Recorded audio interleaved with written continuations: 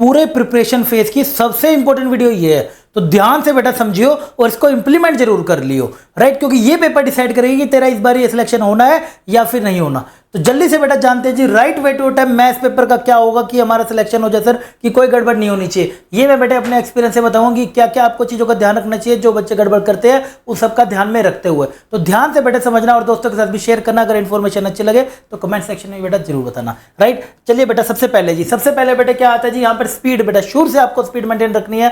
पहले क्वेश्चन से बेटे स्पीड मेंटेन करके रखनी है। ये नहीं समझना, मैंने आपको पहले भी बोला था, ये नहीं कि अभी तो मैं आराम से करूंगा, अभी तो पेपर स्टार्ट ही हुआ है, पानी पी रहे हैं, अभी पेपर को धीरे धीरे पढ़ रहे हैं, स्लो क्वेश्चन देख रहे हैं, अपनी आसानी वाले ढूंढ रहे हैं, ट्रिक वाले ढूंढ रहे हैं, ये सब नहीं चलेगा। पहले क्वेश्चन से ही बेटा हमारे आता है या नहीं आता, दूसरा आता है या नहीं आता, तीसरा आता है या नहीं आता, आगे बढ़ना है इस तरीके से। स्पीड पहले से मेंटेन होनी चाहिए।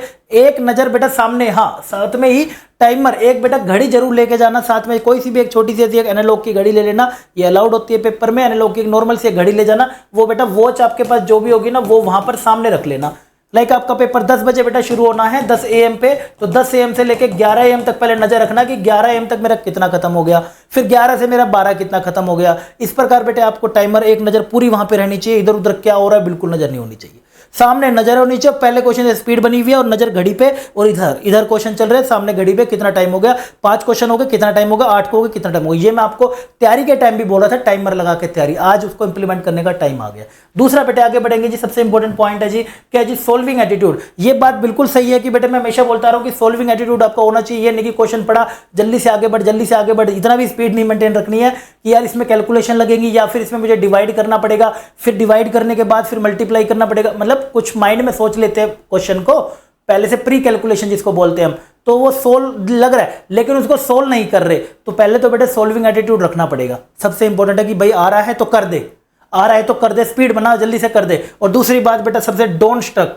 अगर तुम्हें लग रहा है तुमने क्वेश्चन स्टार्ट करा था, जैसे कि तुम्हें स्टैट्स निकालने का क्वेश्चन शुरू करा और उसका वेरिएंस निकालते गए, लंबा पड़ रहा है सर, अब ये मेरे को वेरिएंस के बाद ये भी पुट करना पड़ेगा, यानी कि तो यार लंबा जा रहा है। अब वहां पर बेटा रुकना नहीं है, आप उसको मार्किंग कर दीजिए, don't stuck to check your knowledge. ये नहीं कि भाई मेरे को तो आता है यार, मैं तो सर का सबसे फेवरेट बच्चा था, सारे आंसर देता था, टॉपर भी था क्लास के अंदर, अपनी नॉलेज का मैं तो फटाफट कर दूंगा, कोई बात नहीं 5 मिनट और लगने दे लेकिन इसको करके जरूर जाऊंगा, क्योंकि आधा नहीं छोड़ सकता। भाई घर आके नॉलेज दिखा लियो, आराम से मेरे साथ डिस्कस बैठ के कर लियो, कोई दिक्कत नहीं है, बहुत टाइम मिलेगा। लेकिन अभी बेटा तेरे को बिल्कुल भी वहां पे रुकना नहीं है। घर पे मानता हूं तेरे को नॉलेज है लेकिन वहां नहीं रुकना। जैसे मेरे को भी तुम देखते हो कई बार क्वेश्चन अटक जाता है बीच में, बड़ा जा रहा होता है, मैं कहता हूं होल्ड पे रखो आगे बढ़ेंगे, बाद में टाइम मिलता है तो ठीक है, नहीं तो जयराम जी की और आगे हमें ढंग के क्वेश्चन मिल ही जाएंगे अपने नंबर्स के लिए। इसी के बाद बेटे आगे बढ़ेंगे जी, एटलीस्ट वॉच ऑल क्वेश्चन। मतलब बेटा आपको टारगेट बना के दिएगा, मैं 120 क्वेश्चन देख कर आऊंगा। ऐसा ना हो कि मैं आंसर की यहाँ पे मार्क कर रहा हूं और कह रहा हूं अरे ये भी क्वेश्चन पेपर में आया हुआ था क्या, ये तो मैंने देखा नहीं ना, तो मैं तो इसको ऐसे कर देती, मैं तो इसको ऐसे कर देता,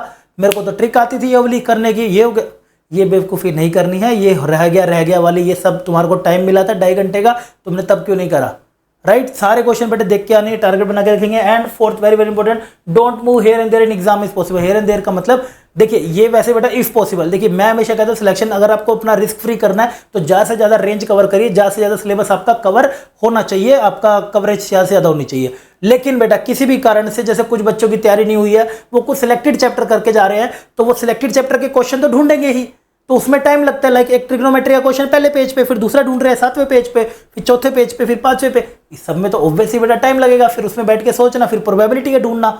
बट आप कोशिश करिए पहले से ही बेटा, जिसने अच्छे से कवर कर रखा है वो पहले से ही बेटे आगे बढ़ता जा, क्वेश्चन देख हो रहे हैं सोल्व करता जा, आगे बढ़, सोल्व करता जा, आगे बढ़, इस तरीके से करने हैं, राइट। ये मत आगे पीछे मत करना बेटा हो सके तो, क्योंकि आपका बहुत ज़्यादा फिर उसमें दिक्कत हो जाती है, समझ नहीं आता, कैलकुलेशन भी खराब हो जाती है सारी की सारी, राइट। इसके बाद बेटे वेरी वेरी इंपॉर्टेंट पॉइंट, भाई stay calm while solving the problem. भाई साहब क्वेश्चन जब सोल्व कर रहे हो ना बेटे तो शांत रहना, ये सब अपना नींद अपनी प्रॉपर कर लेना, खाना पीना अच्छे से करके जाना, कुछ हल्का सा खाना 1-2 दिन पहले, ये नहीं कि रात को ही भाई साहब बटर शटर खा पी रहे हैं, सवेरे उठ के सर पेट खराब हो रहा है, उल्टी पड़ रही है, ये सब मैंने देखा है। कुछ बच्चे ये हरकत कर देते हैं, एक दिन पहले दे आइसक्रीम दे वेक, खा पी के पूरा ऊपर तक पेट भर के सो रहे हैं, और फिर सर सो तो पूरा गया था लेकिन ना पचा नहीं, वो उल्टियाँ पड़ गई, पेट खराब हो गया, ये लग गया वो लग गया। तो बेटे आराम से शांति से, कोई एंग्जाइटी नहीं होनी चाहिए, कोई भी बेटा एक्साइटमेंट ज़्यादा नहीं रखनी है, कोई सा भी अग्रेसिव ज़्यादा नहीं लाना है, सिंपल सोल क्वेश्चन उठाया प्लस माइनस की गलती नहीं होनी चाहिए, शांत रहिएगा, पूरा फोकस घड़ी पे पेपर पे, घड़ी पे पेपर पे, दैट्स इट। राइट। और उसके बाद सबसे इंपॉर्टेंट बेटा ड्रॉप पेन आफ्टर 2 hour 30 मैं क्या करता था बेटे, मैं OMR लास्ट में भरा करता था, क्योंकि मुझे पता था 20 मिनट में मैं सारी भर दूंगा। 20 मिनट बहुत होते हैं भाई, 20 मिनट में तो हम काफ़ी ज़्यादा क्वेश्चन ही कर देते, तो 20 मिनट में निकालता था उसके लिए। कई बार मोस्टली मेरा ना 10 से लेके बेटा 15 मिनट तक में मेरी पूरी OMR भर जाया करती थी, क्योंकि पहले मैं क्वेश्चनों के ऊपर निशान लगा रहा होता था ABCD, उसके बाद 10-15 मिनट भर जाती थी। आखिरी के 5 मिनट बचे तो वो जो होल्ड वाले क्वेश्चन थे पहले वो देखता था, उसके बाद बेटा अगर कोई सा अभी दिखा बीच में रफली तो अटेम्प्ट कर लिया, नहीं तो छोड़ दिया। पेपर फिर बिल्कुल फ्री कर दिया, 2:30 बजे हाथ ऊपर कर दिया, भाई उठा लो। राइट, बिल्कुल भी वो काटापट्टी नहीं होनी चाहिए, कोई जो खींचमतानी बिल्कुल भी नहीं होनी चाहिए कि शीट ले रही है मैडम वो फट गई, शीट फट गई या फिर पेन चल गया शीट के ऊपर, ये हरकतें मत कर देना। बिल्कुल हाथ ऊपर कर लेना, 2:30 बजते 2:30 घंटे होती तो 2 घंटे 10 के बाद आपने बिल्कुल पेन रख देना है। चाहे आपको अगले 5 क्वेश्चन आते भी हो कोई बात नहीं, बाद में कर लियो, फटाफट से OMR भर ले जितनी कर ली है, उसके बाद दोबारा से कर लियो, टाइम मिल जाएगा। डन। तो ये सब बातें थी बेटा मैं जो आपके साथ शेयर करनी थी, ये सब आपको ध्यान रखना है पेपर को अटेम्प्ट करते टाइम, मैथ्स का पेपर अटेम्प्ट करते टाइम। आई होप आपको बेटा इन्फॉर्मेशन अच्छी लगी होगी, अच्छी लगे तो दोस्तों के साथ भी जरूर शेयर करना, कमेंट सेक्शन में जरूर बताना है, चैनल को सब्सक्राइब करना। मिलते हैं बेटा अगली अमेजिंग क्लास में, तब तक के लिए टेक केयर, जय हिंद।